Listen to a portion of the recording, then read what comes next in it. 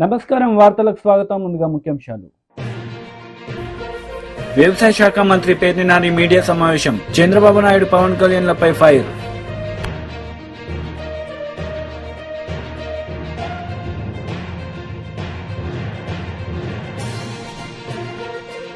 BJP నేత Laxman press meet, పలు అంశాలపై వివరణ.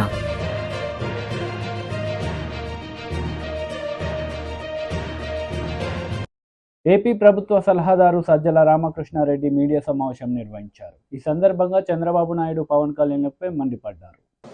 ఇప్పుడు ఈ డ్రగ్స్కు సంబంధించినంత వరకు వచ్చి పడింది అక్కడికి వైజాగ్లో ఒక భారీ సినిమా తరహాలో సినిమా ఫ్యాక్టరీలో అది బయటకు వచ్చింది, పట్టుబడింది. CBI central intelligence central government చెందిన సిబిఐ దాన్ని పట్టుకుంది. ఓ పక్క అది జరుగుతుంటే అసలు వీళ్ళు పెట్టి వాళ్ళు చేస్తున్న ఆరోపణలు పైత్యం ఎక్కడికి పోతుందంటే, సరే సోషల్ మీడియాలో ఎవడో కింద లేయర్లలో ఉండేవాళ్ళు ఏదో చేస్తే ఉంటే పార్టీ అధ్యక్షుడు, ఆ పార్టీ వాళ్ళు పెట్టిన జాతీయ ప్రధాన కార్యదర్శి అతని కొడుకు లోకేష్, వాళ్ళు కూడా ట్వీట్లు పెట్టడం. అసలు చంద్రబాబు నాయుడు ఆయన ముఖ్యమంత్రిగా పనిచేశాడు రాష్ట్రానికి, ఇంతకుముందు చేశాడు. ఈ రాష్ట్రానికి మళ్ళీ కావాలని పగటికెళ్ళాలి అంటున్నాడు. అతని కొడుకు ఫ్యూచర్లో ఎప్పుడన్నా అయిపోతానేమో అతను పగటికెళ్ళాలి అంటున్నాడు. ఆ బుద్ధి అన్నా ఉండాలి, కొంత ఇంగితం ఉండాలి కదా. ఏం మాట్లాడుతున్నాము, ఏ స్థాయి వ్యక్తులము, మాట్లాడే ముందు మా స్థాయి కన్నా ఇది సరిపోతుందా, ఫ్యాక్ట్స్ ఏంటి, ఫ్యాక్ట్స్ లేదు మాట్లాడకూడదు అనే కనీస జ్ఞానం, కనీసం ఇంగితం అన్నా ఉండాలిగా. ఇప్పుడు దానికి రిప్లై మేము ఎక్స్ప్లెనేషన్ లాగా ఇచ్చుకోవాలి. ఇప్పుడు అలా జరిగిండేది ఒక అసలు నిజంగా అది దేశంలోకి వచ్చింటే భయంకరంగా ఉండేది. లక్కీగా ఇంటి రావడము పట్టుకోవడం అనేది ఒక పెద్ద రిలీఫ్ స్టేట్కే కాదు దేశానికి కూడా. అంత భారీ ఎత్తున వచ్చిందంటే అది ఎక్కడికి టార్గెట్ పెట్టుకున్నారో, ఎవరు పెట్టుకున్నారో అని అనుకుంటే ఇప్పుడు వీళ్ళే అరిచే అరుపులు చూస్తుంటే వీళ్ళే ఉన్నారేమో అనిపిస్తుంది. అట్లాగే కంపెనీల్లో ఎవరు ఉన్నారని తెలిస్తే అంతా ఈ కుటుంబాల దగ్గరగా ఉండేవాళ్ళు, బంధువులు. సాక్షాత్తు ఆమె ఈయన చంద్రబాబు నాయుడు వదిన, ఇప్పుడు BJP state president Purandeswari, NT Rama Rao గారి కుమార్తె, ఆమె కొడుకు ఒక కంపెనీ దాంట్లో కంపెనీలో ఉన్నాడు. ఆమె వియ్యంకుడు ఆ కంపెనీలోనే పార్ట్నర్ అనుకున్నారు. వాళ్ళు ప్రమోట్ చేసిన కంపెనీనే తర్వాత డివైడ్ అయ్యింది, ఒక్కొక్కరు ఒక యాక్టివిటీ చూసుకుంటున్నారు. బయటకు వచ్చి మేము అటాక్ చేసి వీడు సంజయ్ శివార్ వాళ్ళు టీడీపీ వాళ్ళు అట్లాంటి వాళ్ళు ఉల్టా ముందే అందుకొని హడావుడిగా రాత్రి నుంచి పొద్దున్న నుంచి ఉదరగొడుతున్నారు. ఇప్పుడు ఇది కాదు, ప్రతి దాంట్లోనూ వాళ్ళు అలాగే చేస్తున్నారు ఫస్ట్ నుంచి ఇప్పటి వరకు. ఇది మళ్ళీ ఎన్నికలకు పోతున్న సమయంలో దీన్ని తీసుకొచ్చేసి మా మీద బండ వేస్తే మేము ఇది చేయాలి. ఇది ఖచ్చితంగా మేము అనుమానించేది. ఇది ఒక పెద్ద రిలీఫ్ దొరకడం అనేది. అదే గన ఊహించలేకపోతున్నాం. అది గన తప్పించుకొని బయటకు వచ్చింటే ఇది ఖచ్చితంగా టీడీపీకి సంబంధించిన నాయకుల రోల్ ఉందని గట్టిగా అనుమానిస్తున్నాం. మామూలుగా అయితే రిలీఫ్ ఫీల్ అయ్యేవాళ్ళం. అయితే వాళ్ళ ఉలికిపాటు చూస్తుంటే, వాళ్ళు దాన్ని తెచ్చి మా మీద వేయాలని చూస్తుంటే, ప్రభుత్వం మీద వేయాలని చూస్తుంటే, వైఎస్ఆర్ కాంగ్రెస్ పార్టీ మీద నింద వేయాలని చూస్తుంటే ఇప్పుడు అనిపిస్తుంది వీళ్ళు తప్పించుకోవడానికే మా మీద నింద వేస్తున్నారని. దీని మీద ఖచ్చితంగా చంద్రబాబు నాయుడు, ఆయన కొడుకు, ఆయన వదిన పురంధేశ్వరి, వాళ్లకు సంబంధించిన వాళ్ళు, ఆ గ్యాంగ్ ఎవరో ఉన్నారనేది గట్టిగా అనుమానిస్తున్నాం. ఆ మేర కన్సర్న్డ్ ఏజెన్సీస్ కూడా మేము పిటిషన్లు పెడుతున్నాం. ఐ థింక్ సిబిఐ యాంగిల్లో కూడా చూడాలని మేము భావిస్తున్నాం. సార్ అంటే ఈ రోజు డ్రగ్ కేసు టెస్ట్ కేసు చూస్తా ఉంటే టీడీపీ వాళ్ళతో లింక్ అప్ అయిన ఫోటోలన్నీ కూడా బయటకు వచ్చినాయి. మొన్నేమో పవన్ కళ్యాణ్ ఆంధ్రప్రదేశ్ ని డ్రగ్ క్యాపిటల్ గా మార్చేసిన ఆయన వీళ్ళు గ్రౌండ్ ప్రిపేర్ చేసుకుంటున్నారు. మీరు గమనిస్తే డ్రగ్ రిలేటెడ్ గంజాయి మన స్టేట్ లో అంటే గంజాయి మెయిన్, దాని మీదనే ఉండేవాళ్ళు. ఇంతకుముందు టోకెన్ గా ఎప్పుడన్నా జరిగేవి, నామకా వస్తే దాడులు జరుగుతుండేవి, తగలబెట్టేవాళ్ళు. మీరు గమనిస్తే ఉమ్మడి స్టేట్లో అట్లాగే ఉండేది. అలా ఇంకా టీడీపీ హయాంలో అయితే అది మామూలు మన పంట మాదిరి పండించినారు. అప్పట్లో టీడీపీ నాయకులే ఒకరి మీద ఒకరు అలిగేషన్స్ కూడా చేసుకున్నారు. ఉత్తరాంధ్రలో వాళ్ళ కన్సర్న్లోనే జరుగుతుంది. 100 కోట్లు సంపాదిస్తున్నారు, 1000 కోట్లు సంపాదిస్తున్నారని చూస్తున్నట్టు చంద్రబాబు నాయుడు కూడా వదిలేస్తున్నారు. ఈ మా గవర్నమెంట్ వచ్చాక, జగన్మోహన్ రెడ్డి గారి గవర్నమెంట్ వచ్చాకనే నాట్ ఓన్లీ ఆ సాగును ధ్వంసం చేయడమే కాకుండా ప్రత్యామ్నాయ జీవనోపాధి కూడా కల్పించి అట్రాక్టివ్, ఆకర్షణీయమైంది. ఎందుకంటే దాంట్లో వచ్చే తక్కువ కష్టానికి ఎక్కువ ఫలితం వస్తుంది కాబట్టి దానికే అలవాటు పడి ఇంకా వేరే వైపు చూడని అటు ఆ ప్రాంతం ప్రజలందరికీ కూడా, అందులో సరిహద్దు ప్రాంతంలో ఉండే వాళ్ళందరికీ ప్రత్యామ్నాయ పంటలు చూపించింది మా ప్రభుత్వం. దానికోసం సెంట్రల్ గవర్నమెంట్ కూడా, హోమ్ డిపార్ట్మెంట్ కూడా ప్రైజ్ చేసింది. ఏపీ నెంబర్ 1 నిలబడింది. ఏది ఈ ఆపరేషన్ పరివర్తన అని, ఆపరేషన్ నవోదయం అని. ఎవరైతే ఈ సాగు మీద డిపెండ్ అయిన ప్రజలు కానీ, బార్డర్ వీళ్ళు కానీ దానికి అలవాటు పడిన వాళ్ళను దాని నుంచి మళ్లించడంలో ఏపీ నెంబర్ 1 అనేది నిలబడింది. దానికోసం ఎస్సీబీ అదే పని మీద ఉంది. ఎస్సీబీ పెట్టిన తర్వాత 11,000-12,000 ఎకరాల్లో సాగును ధ్వంసం చేశారు. అంతటితో మళ్ళీ వాళ్ళు దాని వైపు పోకుండా different crops, alternative crops, remunerative క్రాప్స్ను అక్కడ ప్రమోట్ చేసి వాళ్లకు జీవనం. టీడీపీ జాతీయ అధికార ప్రతినిధి కొమ్మారెడ్డి పట్టాభిరామ్ మీడియా సమావేశం నిర్వహించారు. ఈ సందర్భంగా పలు అంశాలపై ఆయన మాట్లాడారు. ముఖ్యమంత్రి జగన్ రెడ్డిని అడుగుతా ఉన్నా, ఏం పనయ్యా? ఆంధ్రప్రదేశ్ సీనియర్ ఆఫీసర్స్ ఏం పని? విశాఖపట్నం పోర్టులో మత్తు పదార్థాలు దిగుమతి అవుతా ఉన్నాయి భారీ ఎత్తున బ్రెజిల్ నుంచని ఇంటర్పోల్ ద్వారా సమాచారం వచ్చి సిబిఐ అధికారులు అక్కడికి వెళ్లి తనిఖీ చేస్తా ఉంటే ఇవాళ నీ మోచేతి నీళ్లు తాగేటటువంటి అధికారులకు ఏం పనయ్యా? During the process of examination, various senior officers of Andhra Pradesh government gathered at site causing delay in CBI proceedings. CBI వాళ్ళు తనిఖీల కార్యక్రమానికి ఎందుకు అడ్డం పడ్డారండి? దేనికి అడ్డం పడ్డారు? అంటే ములాఖత్తే కదా ఇది. అంటే మీకు ముందే తెలుసు, ఒక కంటైనర్లో 25,000 కిలోలు డ్రైడ్ ఈస్ట్ రూపంలో దానిలో మత్తు పదార్థాలు, హెరాయిన్ కానీ కొకైన్ కానీ కలిసి ఉన్నటువంటి మత్తు పదార్థాలు కలిపి ఉన్నటువంటి డ్రైడ్ ఈస్ట్ బ్రెజిల్ నుంచి దిగుమతి అవుతుందని మీకు తెలుసు. తెలిసి నిన్న హైరాణ పడిపోయారు. తాడేపల్లి కొంపలో కూర్చున్నటువంటి సైకో జగన్ రెడ్డి, ఆయన దొంగల ముఠ, ఈ డ్రగ్ మాఫియా అంతా హడలిపోయారు. అయ్యయ్యో ఇన్ని వేల కిలోలు పట్టేసుకున్నారే, ఏదో ఒక రకంగా అడ్డు తగలాలని చెప్పి ఆంధ్రప్రదేశ్ గవర్నమెంట్ అధికారులను పంపిస్తారా? ఆంధ్రప్రదేశ్ గవర్నమెంట్ అధికారులను పంపించి సిబిఐ వాళ్ళకి అడ్డు తగిలే ప్రయత్నం చేస్తారా? సిబిఐ వాళ్ళు వాళ్ళ రిపోర్ట్లో రాశారు. ఇవాళ ఈ సంధ్య ఆక్వా ఎక్స్పోర్ట్స్ కమిటీ గురించి కూడా మనం మాట్లాడుకోవాలి. ఇవాళ ఏ కంపెనీ పేరు మీద అయితే ఈ డ్రగ్స్ వచ్చాయో, సంధ్య ఆక్వా ఎక్స్పోర్ట్స్ ప్రైవేట్ లిమిటెడ్, ఎవరిది ఈ కంపెనీ? ఈ కంపెనీ యొక్క మేనేజింగ్ డైరెక్టర్ పేరు కోనం వీరభద్రరావు. కోనం వీరభద్రరావు ఎవరి? కోనం వీరభద్రరావు. ఈ కోనం వీరభద్రరావుది ఈదుమూడి గ్రామం, సంతనూతలపాడు కాన్స్టిట్యున్సీలో, సంతనూతలపాడు అసెంబ్లీ కాన్స్టిట్యున్సీలో నాగులుప్పలపాడు మండలంలో ఈదుమూడి గ్రామం. ఏ కంపెనీ పేరు మీద అయితే డ్రగ్స్ బ్రెజిల్ నుంచి భారీగా వచ్చాయో, సంధ్య ఆక్వా ఎక్స్పోర్ట్స్ ప్రైవేట్ లిమిటెడ్, ఆ కంపెనీ ఎండి కోనం ప్రభాకర్ రావు, కోనం వీరభద్రరావు. ఈ కోనం వీరభద్రరావుదే ఈదుమూడి గ్రామం, నాగులుప్పాల మండలం, సంతనూతలపాడు కాన్స్టిట్యున్సీ. ఈ కోనం వీరభద్రరావు కుటుంబం మొత్తం కూడా వైఎస్ఆర్ కాంగ్రెస్ పార్టీకి చెందినటువంటి కుటుంబం. ఇవ్వండి ఆ ఊర్లో వాళ్ళు వేసినటువంటి బ్యానర్లు, కోనం వీరభద్రరావు గారి ఫోటో, ఆయన పేరు, ఆయన భార్య photo, Nandigam Suresh, Meruga Nagarjuna, YS Jaganmohan Reddy, Santhanuthalapadu MLA Sudhakar Babu, Vijayasai Reddy, Balineni, వీళ్ళందరి ఫోటోలతో పెద్ద బ్యానర్లు. ఇదిగోండి కోనం వీరభద్రరావు. కోనం వీరభద్రరావు నలుగురు సోదరులు, ఒకడు కోనం వీరభద్రరావుకి ఇంకా 3 అన్నదమ్ములు ఉన్నారు. వీళ్ళల్లో 2 అమెరికాలో ఉంటారు. ఒక అన్న కోనం పూర్ణచంద్రరావు వైసీపీ సీనియర్ నాయకుడు. ఇదిగోండి విజయసాయిరెడ్డితో ఉన్నటువంటి photo. Konam Veerabhadrarao Sandhya aqua exports private limited MD యొక్క అన్న కోనం పూర్ణచంద్రరావు ఎవరు? వైఎస్ఆర్ కాంగ్రెస్ పార్టీ సీనియర్ నాయకుడు, నాగులుప్పలపాడు మండలంలో సీనియర్ నాయకుడు, ఈదుమూడి గ్రామంలో ఈయనే పెద్ద దిక్కు వైఎస్ఆర్ కాంగ్రెస్ పార్టీకి. ఇదిగోండి విజయసాయిరెడ్డి గారిని కలిసిన ఈదుమూడి వైఎస్ఆర్సీపీ సీనియర్ నాయకులు కోనం పూర్ణచంద్రరావు గారు. వైఎస్ఆర్ కాంగ్రెస్ పార్టీ జాతీయ ప్రధాన కార్యదర్శి, రాజ్యసభ సభ్యుడు, YSR Congress party regional coordinator Shri వి విజయసాయిరెడ్డి గారిని తాడేపల్లిలోని ఆయన స్వగృహంలో శాసనసభ్యులు టీజేఆర్ సుధాకర్ బాబు గారి సమక్షంలో కలుసుకుని గ్రామ మరియు మండల రాజకీయాలు మరియు అభివృద్ధి గురించి చర్చించిన వైఎస్ఆర్ కాంగ్రెస్ పార్టీ సీనియర్ నాయకులు కోనం పూర్ణచంద్రరావు. ఇప్పుడు అర్థమైంది కదండి రాష్ట్ర ప్రజలందరికీ ఎవరిది Sandhya aqua exports private limited company? Konam వీరభద్రరావుది. ఎవరి కోనం వీరభద్రరావు? కోనం పూర్ణచంద్రరావు అనే సీనియర్ వైఎస్ఆర్ కాంగ్రెస్ పార్టీ సోదరుడే కోనం వీరభద్రరావు. ఎక్కడుంటారు వీళ్ళు? సంతనూతలపాడు కాన్స్టిట్యున్సీలో నాగులొప్పలపాడు మండలంలో ఈదుమూడి గ్రామంలో ఉంటుంది ఈ కుటుంబం. ఎంతమంది వీళ్ళు? 4 అన్నదమ్ములు. 2 అమెరికాలో ఉంటారు, 2 ఇక్కడ ఉంటారు. దానిలో ఒకరు Konam Veerabhadrarao, Sandhya aqua exports private limited MD. వాళ్ళ అన్న Konam Poornachandrarao senior YSR Congress party నాయకుడు, విజయసాయి రెడ్డి గారికి అత్యంత సన్నిహితుడు. ఇప్పుడు అర్థమైంది కదండి లింక్ అర్థమైంది కదా? ఇంత దుర్మార్గంగా డ్రగ్స్ వ్యాపారం.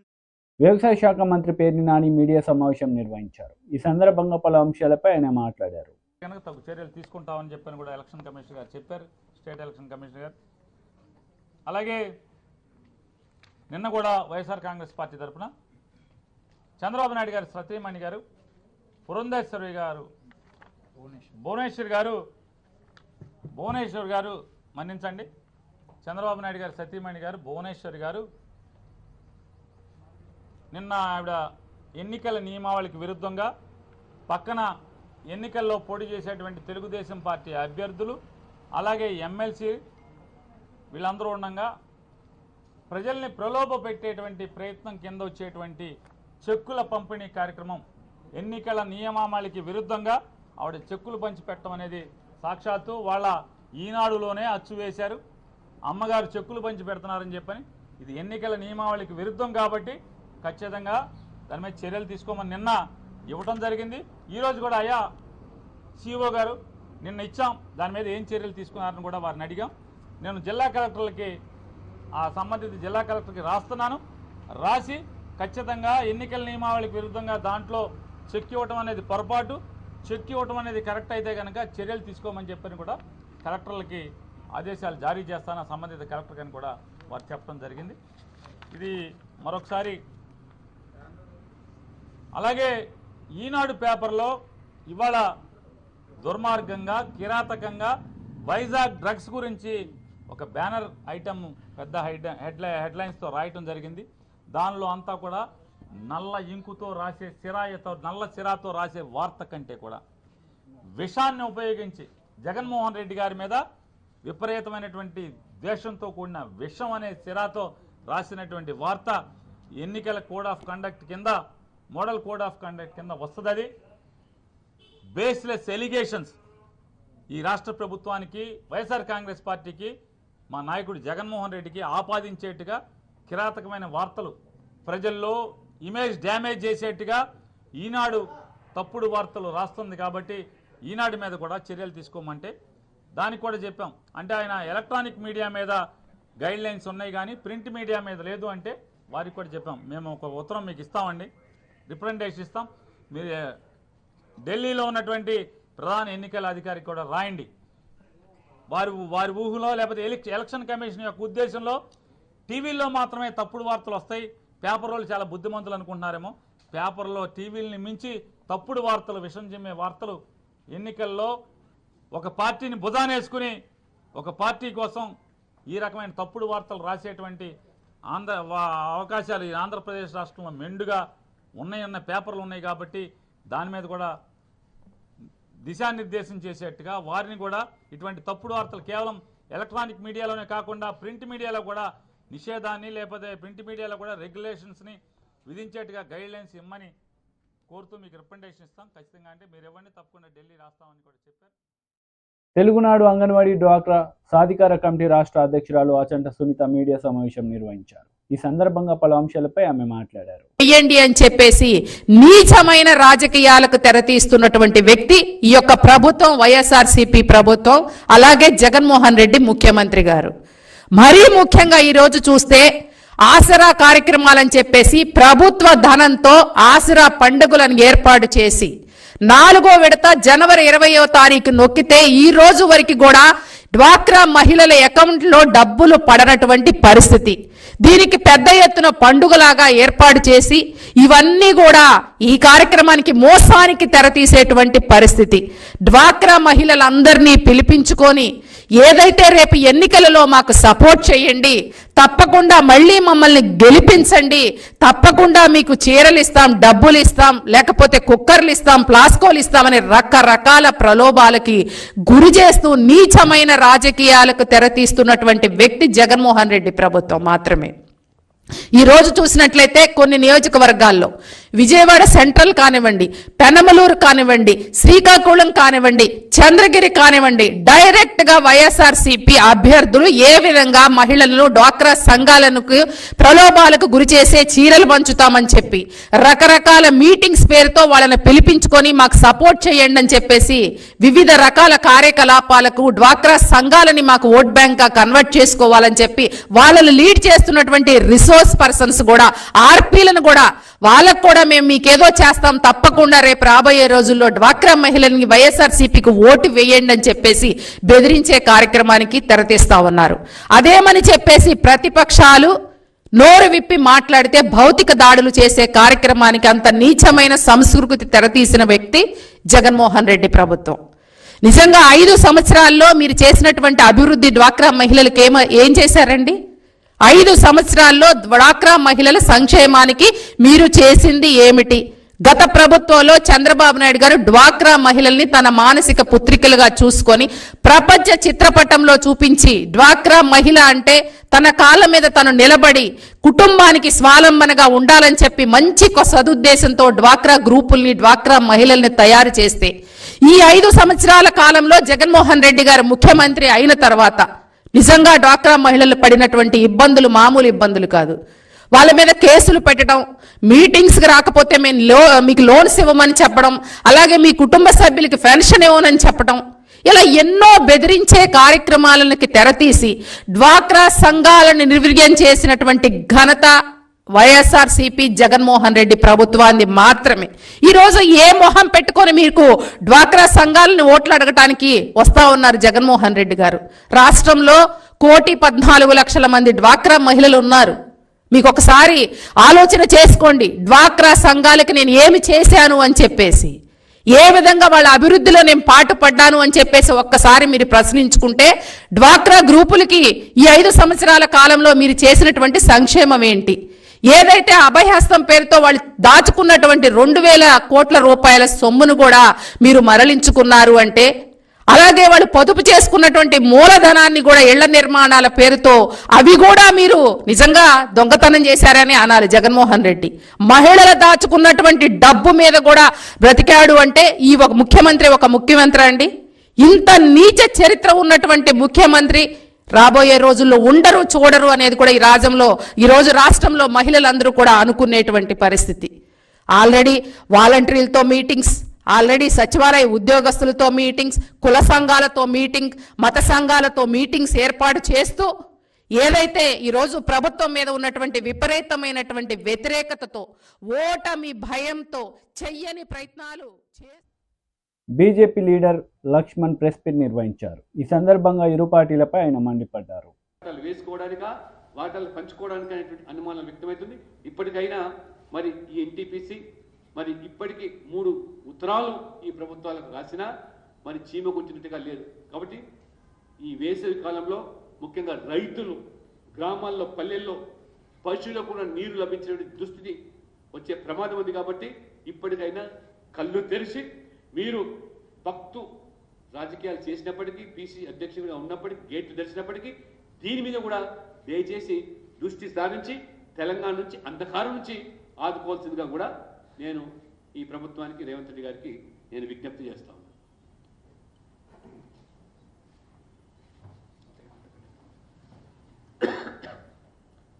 వారు ఎన్టీపీసీ ఇచ్చినటువంటి లెటర్స్ కూడా బాగా చెప్తా ఉన్నాయి. 2 సార్లు లెటర్స్ రాసినా గవర్నమెంట్ స్పందన లేదండి.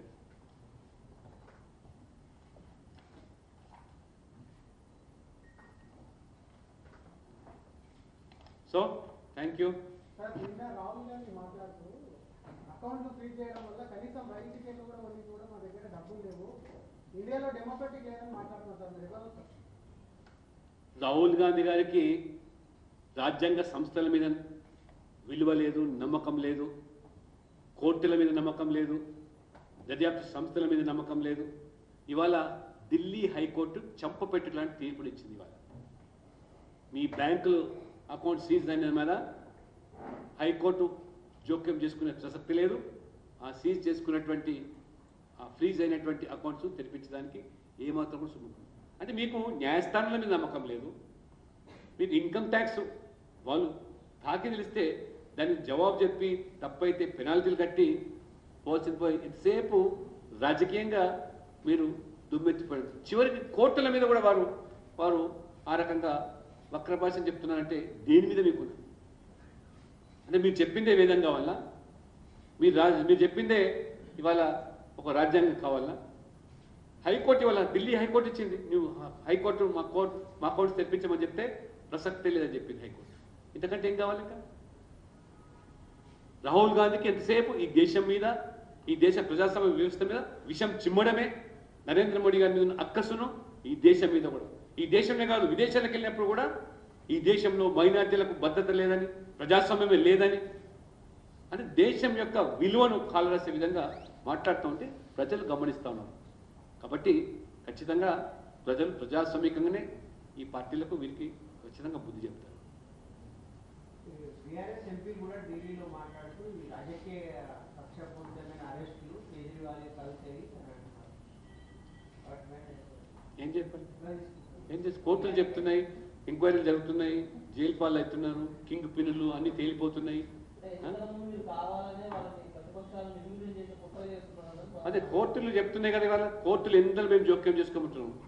కేజ్రీవాల్ 9 సార్లు సమన్స్ ఇస్తే నువ్వు నిజాయితీ పడవైతే మద్యం వ్యాపారం చేయలేదు, మద్యం వ్యాపారం జోక్యం లేదు, ప్రభుత్వం అవినీతికి పాల్పడలేదు, ప్రభుత్వం ప్రమేయం లేదు అని చెప్పినప్పుడు విచారణ పిలిచినప్పుడు బాజాబ్తా పోయి చెప్పొచ్చు కదా. 9 సార్లు సమన్స్ ఇస్తే ఎందుకు తప్పించుకొని తిరిగినారు? ఎందుకు ఆ దుస్థితి? కాబట్టి ఇవాళ స్పష్టంగా అన్ని ఆధారాలు కూడా కట్టుకున్న తర్వాతనే ఈడీ ఆ స్థాయిలో వాళ్ళ అరెస్టులు కానీ పూర్తి స్థాయిలో ఇవాళ దర్యాప్తు జరుగుతుంది. ఇంకా దాని వెనుకాల ఎవరు అన్నీ బయటకు వస్తాయి.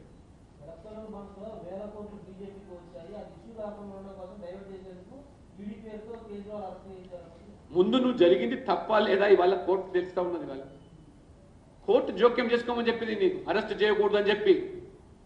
నువ్వు సమన్స్ ఇచ్చినప్పుడు పోయి విచారణ ఎదుర్కొని నిర్భయంగా పోయి చెప్పి రావచ్చు కదా. ఎందుకు తప్పించుకున్నావు? కోర్టు నేను జోక్యం చేసుకోను, అరెస్టు వద్దని చెప్పనని చెప్పింది కదా. ఇంతకంటే ఏం కావాలి? చెంపపెట్టు లాంటిది ప్రజలు గమనిస్తున్నాను.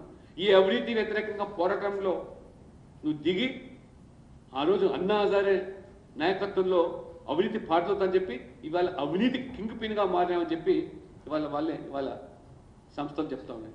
ఇంతకంటే దౌర్భాగ్యం ఏంటి?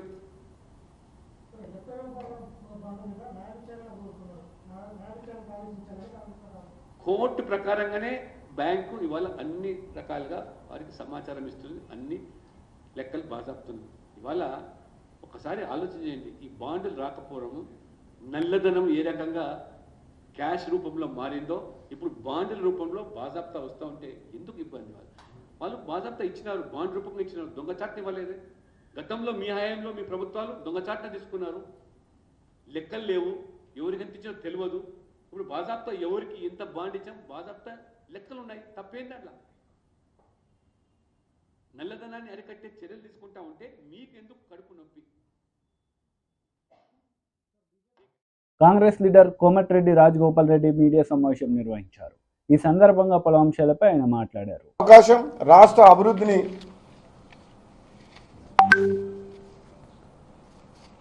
తెలంగాణ రాష్ట్ర అభివృద్ధిని ముందు తీసుకుపోయే విషయంలో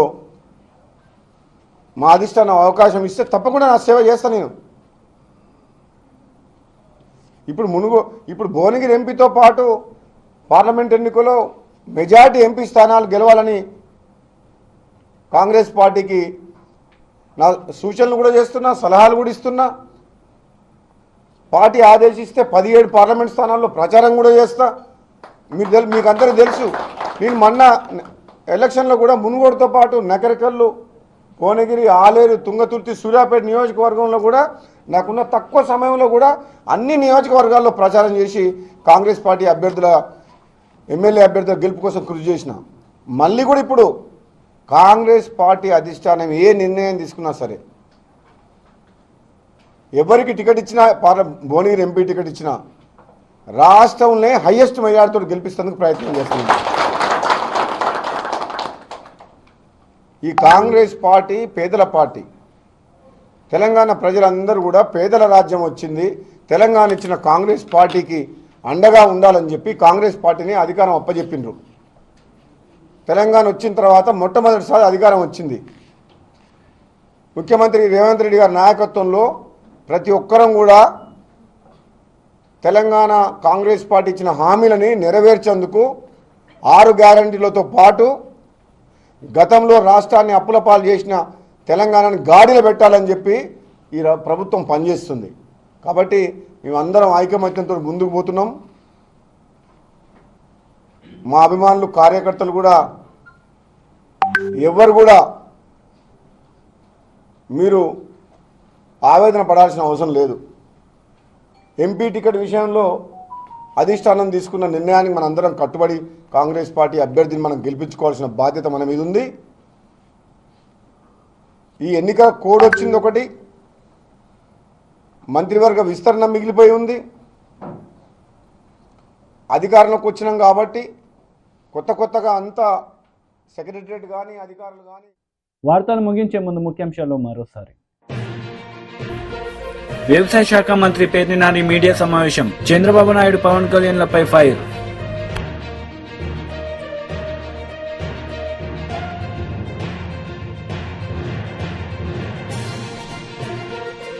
బీజేపీ నేత లక్ష్మణ్ ప్రెస్ మీట్, పలు అంశాలపై వివరణ.